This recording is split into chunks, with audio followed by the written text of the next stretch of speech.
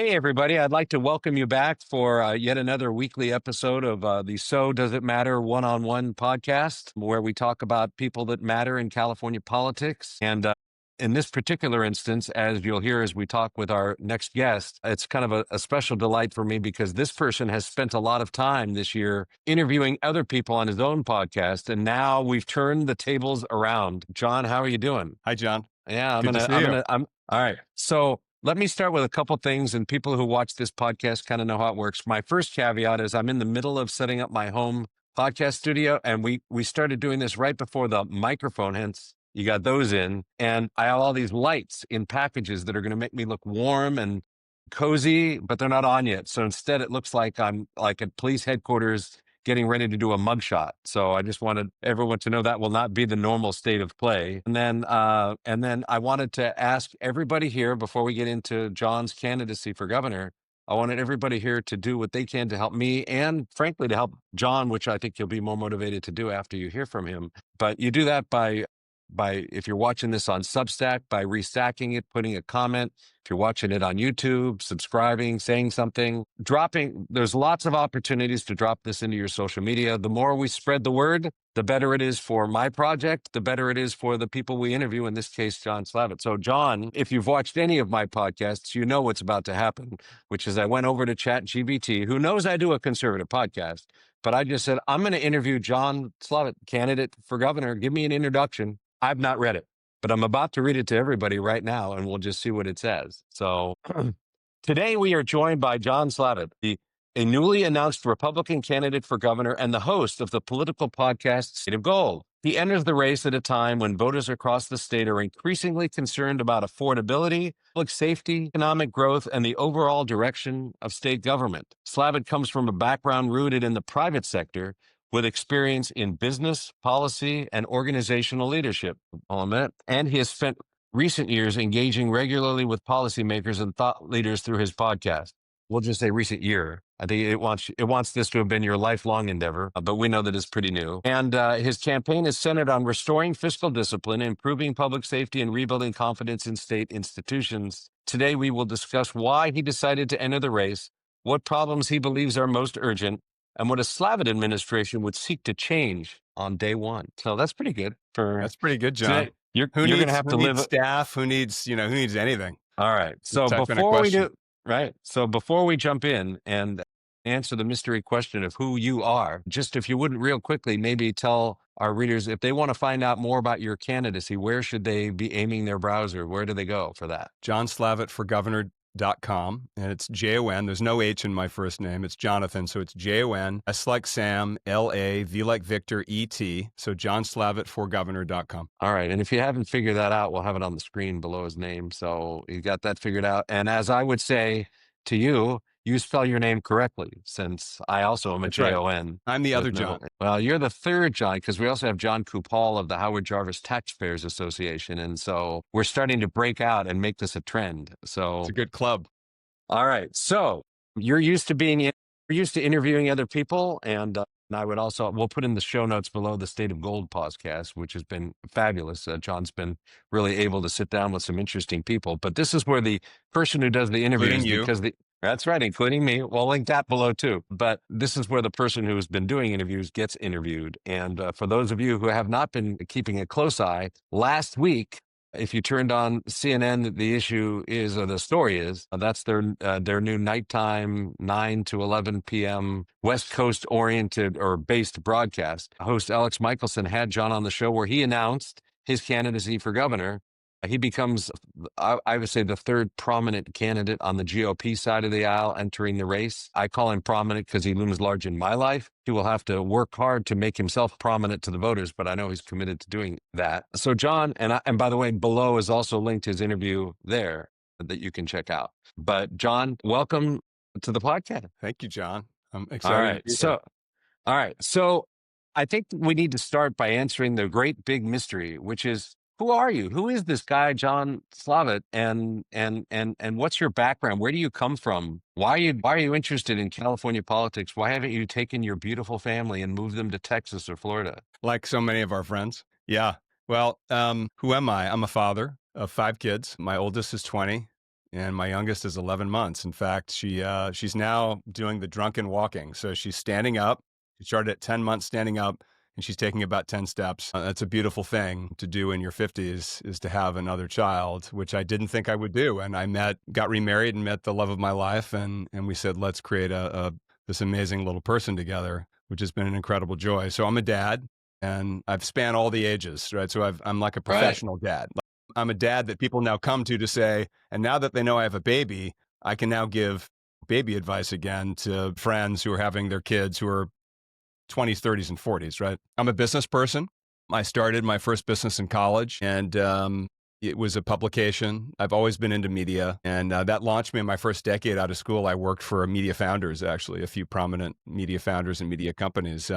But I grew up in the Boston area. My dad passed away a couple of years ago. He was an amazing guy. He was a working class kid. Grew up in How old were you when you left the Boston area? well, it was 30 years ago, Because and you were in your so I 20s. was in my 20s, and I So came to California. Yes, I came to California seeking the dream. My brother, who's younger, came before me and said, "This place is amazing." I visited the Bay Area and said, "Wow." And I ended up getting a job working for the founders of Wired magazine. If you remember Wired, sure. Jane Metcalf and Louis Rosetto, two tremendous entrepreneurs, tremendous people who hired me to sell advertising, which is what I had done in New York for a couple of years out of college. But that's what got me here. And I'm a kid from Boston. We grew up in Boston. My dad grew up in Mattapan, which is in the city, and Mattapan, Dorchester kind of neighbor each other. And my dad was the first in our family line born in the U.S. And my grandparents were refugees who fled persecution in the Ukraine in the 1920s. So in the 1920s, if you're interested in history, the White Russians were fighting the Reds. The communists were trying to take everything away from civilized society and property owners, and people who were defending democracy and property rights were fighting them, and it created huge chaos and huge persecution. And by the grace of God, my grandparents left, and in the 20s came through Ellis Island to Boston, where I grew up, and that's where it all All right, started. big question. Does that make you a Boston Red Sox fan? So it does, but not if our West Coast teams are in contention. So, if the Giants in Northern California, obviously all praise to your Dodgers. And I know you love the Dodgers because you've posted about it and, you wear it on your sleeve. But I'm a California fan first. And then if we're out of the running, I will go Boston. I will go Pats. The Pats have had a resurgence, as you know. They're actually back in the action with a great Yeah. record, great team, quarterback. I But didn't mean to sideline you from public California policy, first. but just checking. All right, it's Teams. baseball. I'm a baseball fan, so I have plenty of friends who are Giants fans, so it's okay. I tolerate it, but it's okay. It's Anyway, a great so all stadium. right, so here you are in California, Yes. and you're Yeah, working so for I Wired. got to California 30 years ago, and I came to work in media and spent my first decade, in the media business, really selling media, and I cut my teeth selling, and which is a very good training for life and for work and for business, because if you can learn to sell, and particularly something you believe in, and persist and get those scars, you can do anything. Because one of my favorite sayings is nothing happens until someone sells something. In business and life, I'd argue in politics. But that got me going. I bet back then you never thought you'd be selling you. Well, not in this way. But Right, of course, this is very personal. not in this way, but I think that we always have to remember that we are promoting or selling a position. I mean, we do it in all aspects of our lives. Right. Anyone who thinks that doesn't play into your personal life or your marriage, then they've not been in a serious relationship. So I think that it's just something that we do. And I think that it also teaches you to advocate and to make an argument. And I think the best sale is when you're really selling something you believe in. I always have. Every product I was ever associated with, I believed in. And I think that came from my mom. So my dad ended up being a lawyer. He had two choices, doctor, lawyer, because that's immigrant family from Eastern Europe, fled persecution. His success was doctor, lawyer. My dad couldn't stand the sight of blood, became a lawyer. My mom was more of a renegade. My mom was an art teacher, artist, still working, amazing woman, 87 years old. She's a classic liberal. So we debate and we still love each other. I think we need more of that. But that's what got me to California is the media business, spent a decade in it. Then I spent a decade in technology and consumer technology, the last decade in real estate. But along the way, because we've talked about it, I also went through a major political evolution, which many people do. You know, when you're born in Massachusetts, you're basically born a Democrat. There are exceptions. Sometimes the state's purple.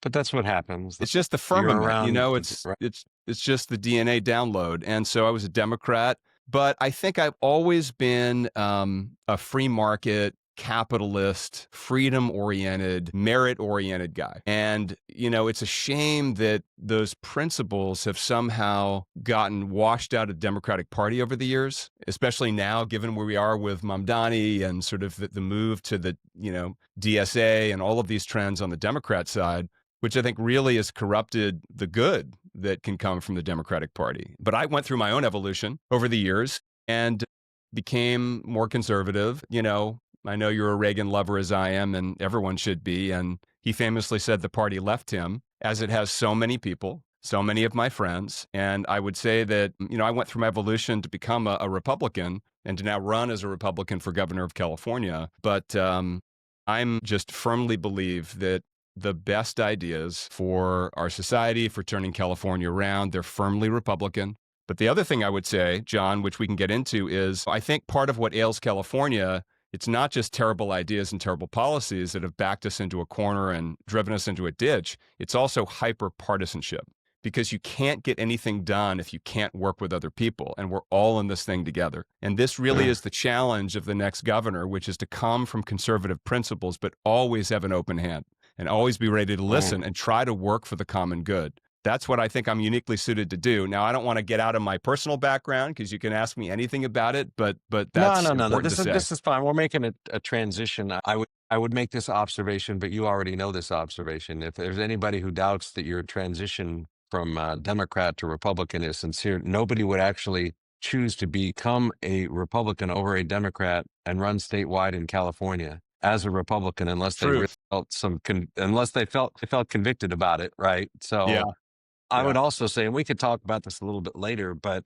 I don't think I've been involved in politics for a few decades here in California, and I've never seen a more partisan time, a less bipartisan time, especially when you overlay national politics. But, you know, Sacramento has gotten very partisan. I mean, to the point, I think when we hit Democrat supermajorities in the state legislature and you have every single constitutional office being in one party, there's no longer there's a normal tension that should have to occur in a multi-party system where people are being Yes. held in check. At some level, while I get frustrated about Hakeem Jeffries as a conservative and I get frustrated about Chuck Schumer, there's a keeping everybody honest part of the process because there's a vibrant minority party that's empowered. You know, they have the filibuster and all that sort of thing. And so they really holds everyone's feet to the fire, and it holds a president's feet to the fire, regardless of what party you're in the White House. There is a duality of coverage that takes place, and I find that lacking in Sacramento. In Sacramento, you know, it's more often than not the case where if you read an article or watch a news story about something going on in the Capitol, their idea of a balanced story is, well, we talk to the people running the Senate and talk to the people running the Assembly, and we talk to the governor, and you realize that Republicans are so diminished in their stature in Sacramento that a balanced story from media no longer even includes the Republican point of view many times because they're not really considered to be the minority. It's more factionalism amongst the Democrats. And so that's Yeah. a That's challenge. well So, put. I mean, thank goodness for Ashley Zavala and yeah, others who are speaking truth and pushing and asking hard questions. And for those of you who don't watch every day, Ashley's a political editor and a reporter for KCRA television up in Sacramento, and she is a hard charger, and it really calls out truth to power. So she's been doing a great job. So would you consider yourself personally to be kind of more of a moderate Republican, a conservative Republican? You know, sometimes I hear people go, well, on business and fiscal issues, you'd call me kind of more of a fiscal conservative, but on more social issues, I tend to be more a libertarian. I hear that. You know, how would you categorize yourself for somebody who's trying to assess your candidacy? center right. So, I mean, you center know, right. I think you have to. I think these labels and these questions can be not misleading, but too high level. It's hard to interpret the It's answer. I hard always to say this interpret because, sometimes. yeah, And, in some cases I might surprise people, because, I'm an independent thinker, and yeah, I'm not running, to support a party per se, but to actually serve right. people. So we can talk about it. Yeah, and to your point, I used to have this. My favorite example of making it hard to figure people out was, I don't know if you were around long enough to remember Congressman Tom Campbell, who then went on to become a state senator after being in Congress. He lost a seat in Congress and went on to be a state senator. And this was a guy that if you handed him a questionnaire and said, "Hey, fill out this top 100 issues," like Attila the Hun, right? But it turned out that if you were to ask him now on all of these issues, is there any issue on which you will never compromise? He had none. So at the end of the day, as a policy maker, he was not a conservative. He was a conservative on paper, kind of like and so I don't know if you would, what would you say would be a couple of issues where compromise is not in your nature? What would be to kind of understand? That's a great question. I've not been asked that. Well, listen, think that I think that there are certain principles that are near and dear and hugely important. I think personal freedom is a principle. I think personal freedom as it applies to property rights, personal freedom as it applies to business and growing a business without the nanny state of California interfering in all of the wrong ways. I think that's a personal freedom issue. I think freedom of speech. I actually think, and you've called this out magnificently, John, we need to stand for freedom of speech even when we are uncomfortable with that speech, even when we hate that speech, as long as it doesn't cause harm, right? I mean, no speech And can then, and cause and harm. and And and as long as we understand the distinction that we can actually say, "Hey, you have the right to say what you just said, but what you said is really terrible." I mean, it's like a- you don't suspend your own freedom of speech to critique somebody who absolutely. you and, think is and the speaking right wrong and the right words. out.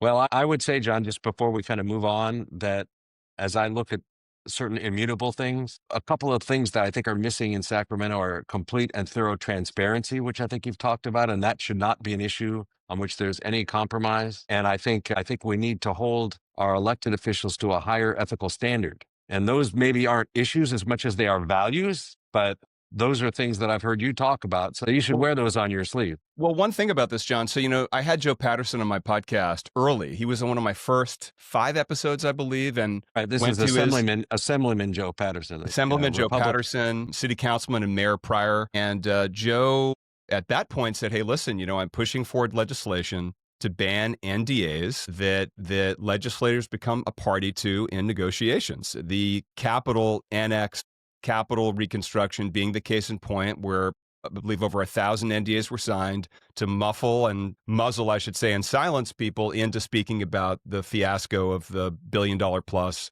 Capitol renovation. But that was kind of a case in point for the terrible impact of NDAs. And Joe got his legislation signed, right? Newsom signed Yeah. it. So that's a huge step forward. But yes, I actually think there's an argument for By the way, this is politicians. not unusual, by the way. The typical MO for the state legislature is to pass laws that regulate other people and exempt themselves. True, And so, true, yeah, sure, true. there could be legally binding NDAs, but those wouldn't have, so anyways. Yep. Yep. All right, so let's move on to the big question. You got to hit this one out of the park because this is the question you've prepared for and were ready for when you decided to announce your candidacy. John, why are you running for governor? Well, It's the I'm running. softball right across the plate. Thank you, John. Well, listen, I've been watching California for many years as a private citizen, as a business person, as a father, and I think we're in a very dark time, in a very deep ditch. I have had the chance to travel the state and talk to amazing people like you.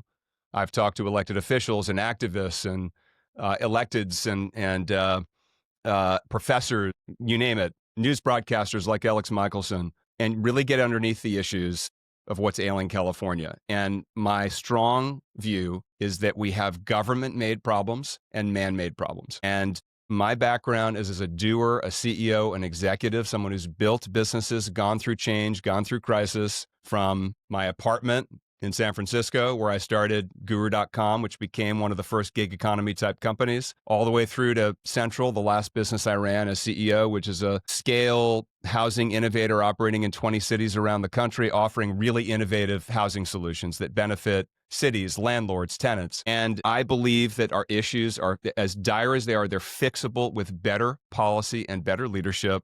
And I think my background's uniquely suited to do it. I'm also a father of 5 kids that I mentioned in the outset. And I've had an amazing California journey. I've lived my California dream. I think our kids should stay in the state. I can't tell you how many friends I have whose kids are getting out of college, who are saying, I'm going to move somewhere else because I can't make it in California. How could I afford a You can't $900,000 blame them home? either. You can't blame them.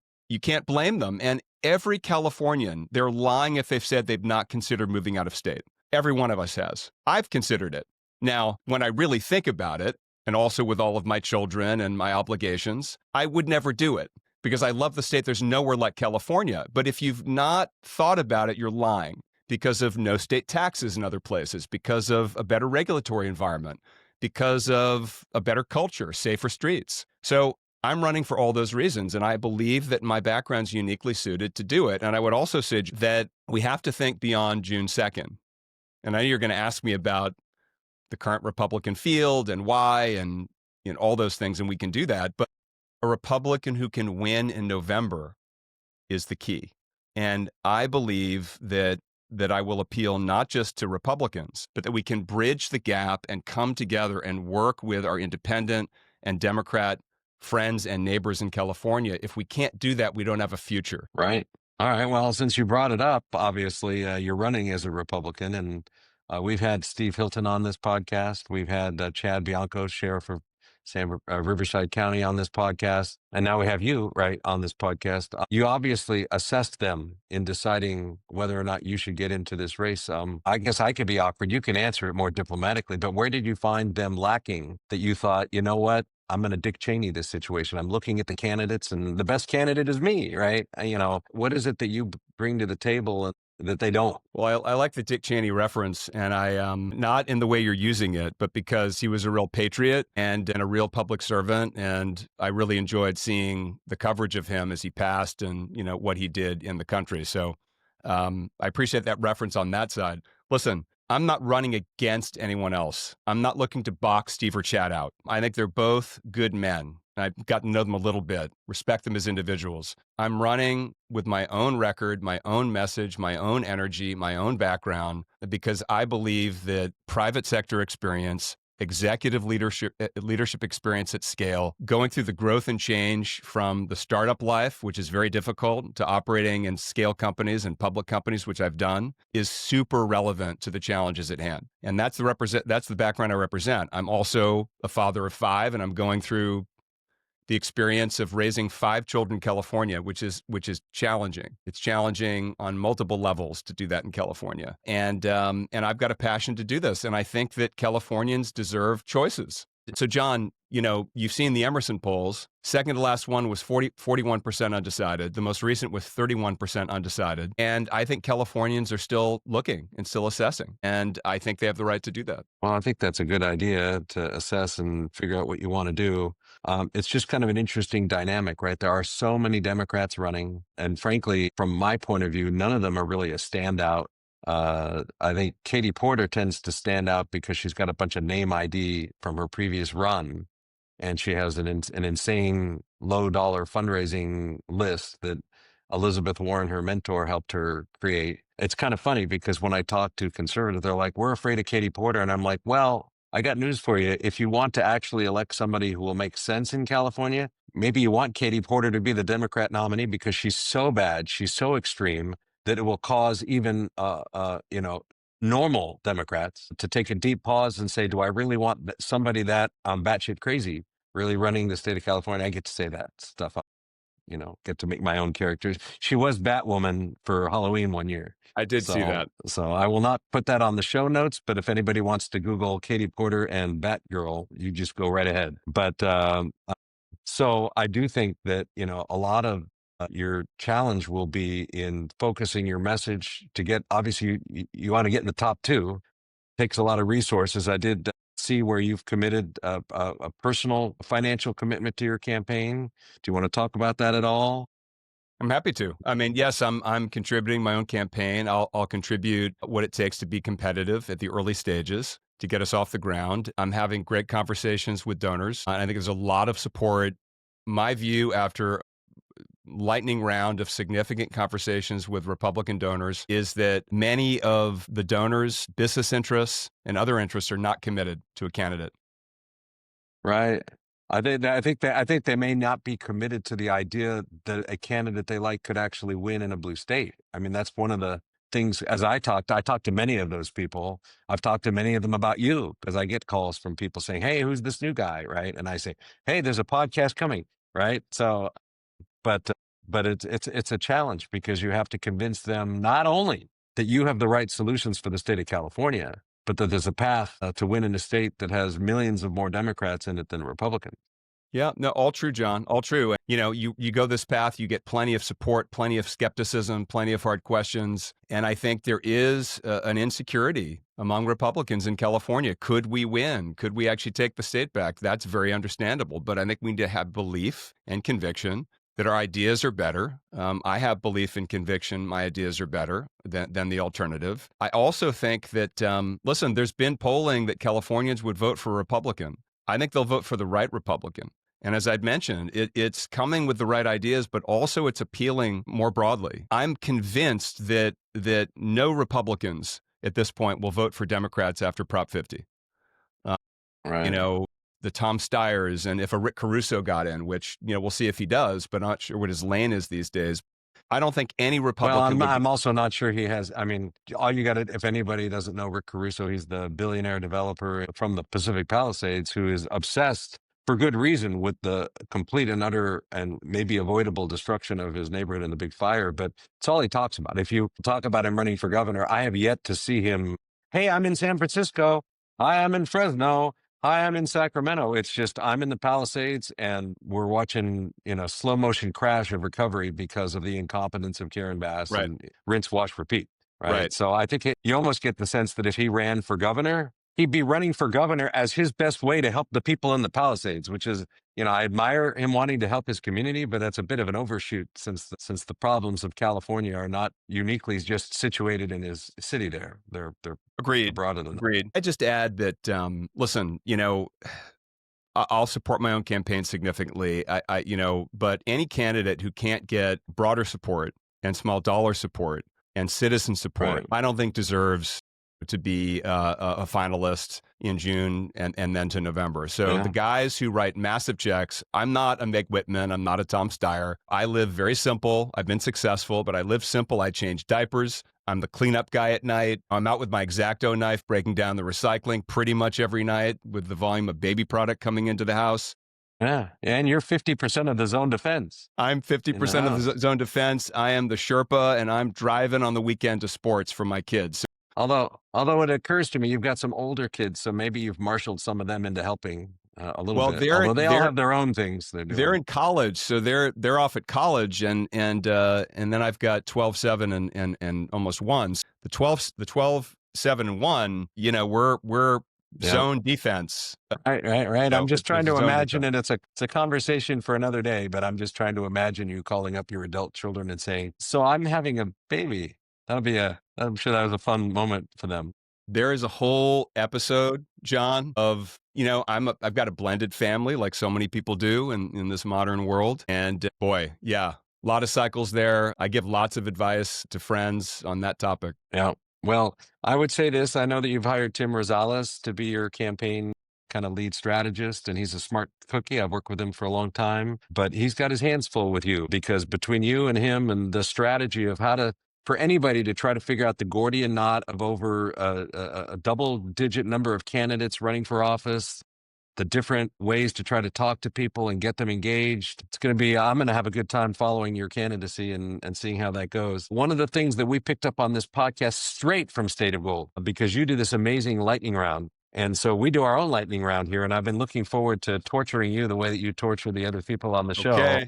And we even stole one of your favorite questions, and I use it with all my folks because it was so great. You'll see it when you get to it. But so first and foremost, and I respect the fact that I'm asking this question of somebody with a very small child, but what was the last book you read? Be Your Future Self Now, which is all about visualizing a future you want and actually developing a plan to get to it. All right. So, and then this might be easier because you have kids, but what was the last movie you saw? Last movie I saw, Diary of a Wimpy Kid, just came Okay. out with a new illustrated movie, and I watched that with a couple of the kids. There you go. I actually, I've had somebody that I've interviewed who has small kids, and the movie that they told me was like, dude, you're not watching movies with your kids because it was an adult movie. So that's a good answer. So your favorite president of all time, I may know the answer already. You may have foreshadowed it, but your favorite president of all time, there's a lot of competition, but we exclude Donald Trump as being a potential answer because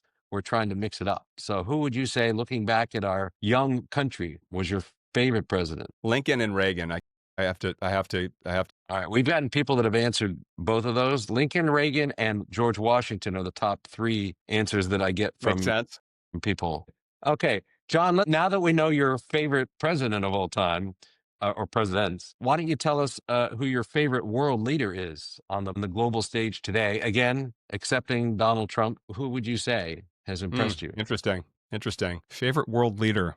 Listen, favorite, I'm not sure, but I have deep respect for what President Zelensky has done, standing up for the freedom of his country and not fleeing when invaded, which most leaders in his position would have done, and fighting for the freedom of the Ukrainian people. I think that's a great answer. The next one, really, people don't have trouble coming up with an answer. They come up with too many, because I also asked what current world leader you despise the most. And there's a few out there that are particularly onerous, especially when you've talked about your personal freedoms issues. But which one do you think takes the cake? Yeah, there are many. There are many that I think could be on that worst list. I think it's the axis of evil that George W. Bush coined that could probably be modified today. I think it's the leaders like Kim Jong-un imprisoning